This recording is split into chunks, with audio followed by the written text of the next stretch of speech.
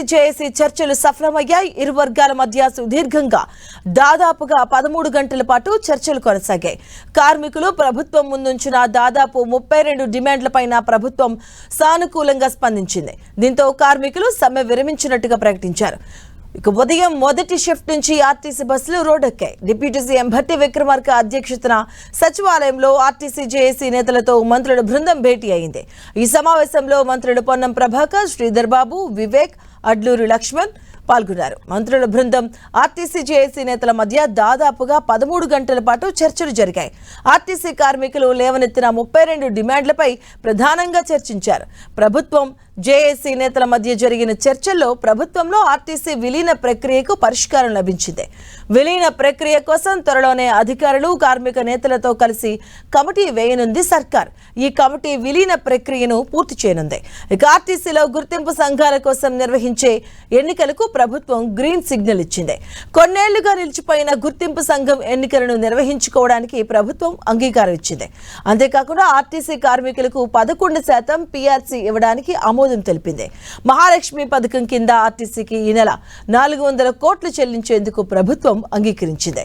ఇతర డిమాండ్స్ ను సైతం ఒప్పుకోవడంతో కార్మికులు సమ్మెను విరమించారు. ప్రభుత్వానికి కృతజ్ఞతలు తెలిపారు.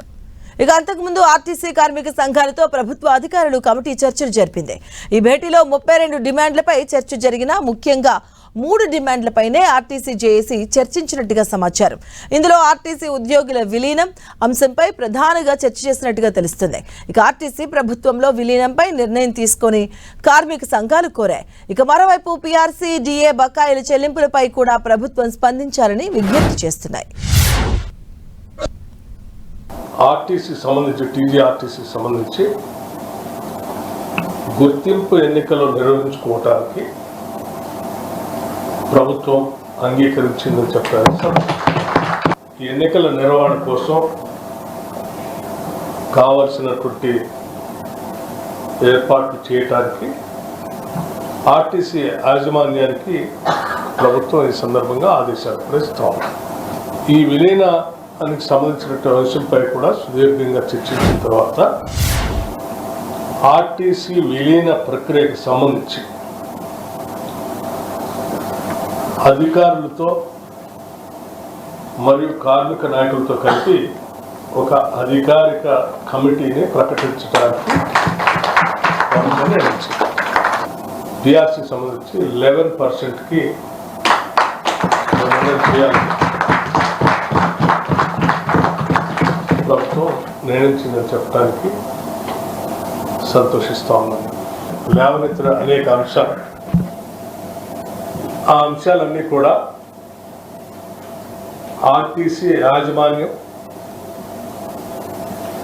అట్లాగే కార్మికులు సంఘాలు కూర్చొని కూలంకషంగా చర్చించి సాధ్యమైనంత మేరకు అన్ని అంశాలని పరిష్కరించుకోవడం కోసం ఆర్టీసీ యాజమాన్యాన్ని చొరవ చూపించి వెంటనే ఆ చర్చలు కూడా ప్రారంభించి కార్యాచరణ ముగించవలసింది కూడా ఆర్టీసీ యాజమాన్యాన్ని ప్రభుత్వం ఆదేశిస్తాం. ఆర్టీసీలో యూనియన్ పునరుద్ధరణ, ఇమ్మీడియట్ ఎన్నికలు నిర్వహించడము, మరి రేపు భవిష్యత్తులో గెలిచే సంఘంతో నా విలీనం కమిటేసి వీళ్ళ తొందరగా విలీన ప్రక్రియ పూర్తి చేయడానికి అంగీకరించారు. మరి ప్రస్తుత పరిస్థితిలో 11% జీతభత్యాల సవరణ జరిగింది. దాదాపు 2 సంవత్సరాలలోపే గత 2017 సంబంధించిన జీతభత్యాలు కూడా కాంగ్రెస్ పార్టీ అధికారంలోకి వచ్చినాక 1.5 year కింద 17%, 21% జీతాలు ఇవ్వడం, దాని తర్వాత మళ్ళీ ఈరోజు కాంగ్రెస్ పార్టీ 11% జీతభత్యాలు ఇవ్వడం నిజంగా ఒక నూతన అధ్యాయం. దాదాపు 2 ఏళ్ల లోపలనే 32% ఆర్టీసీ కార్మికులు అందుకోవడం ఒక చక్కటి శుభదినం. ఇలా ఆర్టీసీ కార్మికుల భవిష్యత్తులో జీవితాల్లో వెలుగు నింపిన కాంగ్రెస్ పార్టీకి, మరొక ప్రజాప్రభుత్వానికి ప్రత్యేక ధన్యవాదాలు చెప్తున్నాం. ఆర్టీసీ కార్మికుల తరఫున కార్మిక సంఘాలను అనుమతిస్తున్నాం. ఎన్నికలు జరుపుతూ ఆ ఎన్నికల్లో వచ్చిన కమిటీతోటి విలీన కమిటీని వేసి దాని ప్రాస్పెక్ట్స్ అన్నింటిని కూడా చర్చిస్తామనేది ఒకటి. అదే రకంగా ఇవాళ ఏదైతే వేతన ఒప్పందం ఉందో 2021 సంబంధించి 11% వేతన ఒప్పందాన్ని ప్రకటించారు. అదే రకంగా మిగతా అన్ని అంశాలు అయితే ఆర్టీసీతో ముడిపడి ఉన్న అంశాలు అన్నీ ఉన్నాయో అవన్నీ కూడా ఆర్టీసీ మేనేజ్మెంట్ కార్మిక సంఘాలతో చర్చించి త్వరలోనే ఫైనల్ చేస్తారని చెప్పారు.